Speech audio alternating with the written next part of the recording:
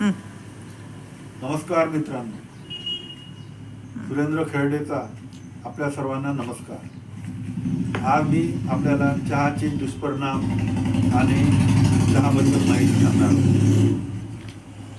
आपल्या सगळ्यांनाच माहीत आहे की चहा ही जी काही वस्तू आहे ही कशी आहे।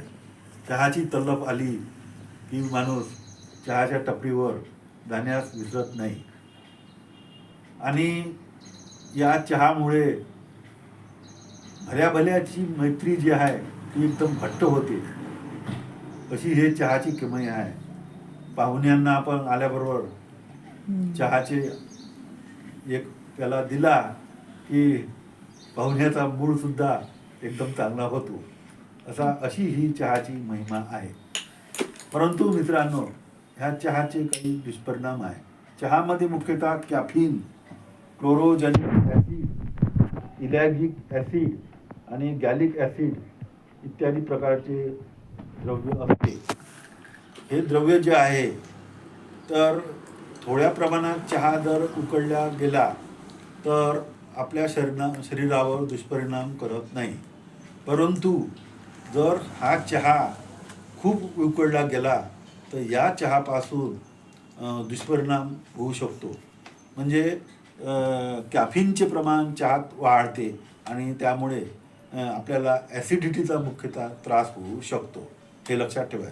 म्हणून कधीही चहा हा जास्त उकळू देऊ नये। मित्रांनो, चहामध्ये अद्रक, दालचिनी आणि विलायची या 3 वस्तू टाकून जर चहा बनवला तर चहा हा अमृतासमान होऊ शकतो।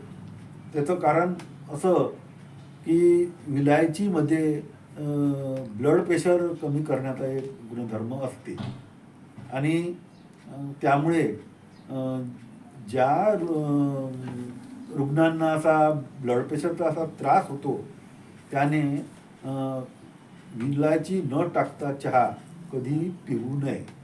जर विलायची टाकून चहा पिल्या तर त्या चहाचे साईड इफेक्ट होत नाही व त्या मनुष्याचे ब्लड प्रेशर जे आहे हे वाढत नाही। तसेच गुळाचा चहामध्ये शुगर आणि कॅलरीज हे कमी प्रमाणात असते, त्यामुळे गुळाचा चहा मधुमेह ह्या रुग्णासाठी सेवन करणे हे चांगले असते आणि त्यामुळे बरेचसे लोक हे काळा चहा पितात। चहा हे असे एक पेय आहे की त्यामुळे माणसाच्या बुद्धीला चालना मिळून आपण 1 ते 1.5-2 घंटेपर्यंत चांगल्या तऱ्हेने आपण कार्य करू शकतो। पण या चहा किती वेळा प्याव याचे सुद्धा एक सूत्र आहे। जर तुम्ही एकसारखा 2-2, 3-3 घंट्यांनी 8-9 वेळा चहा, त्याचे साईड इफेक्ट आहे आणि लिव्हर जे आहे लिव्हरवर त्याचा दुष्परिणाम होतो।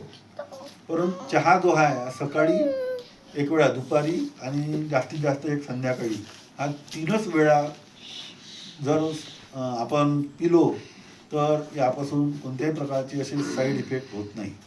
परंतु तुम्ही नेहमी असे 2-2 तासानं चहा पित राहाल तर याचे साईड इफेक्ट नक्की आहे, त्यापासून मग ॲसिडिटी होऊ शकते। म्हणून चहा पिताना आपण विचार करून चहा पिलो पाहिजे।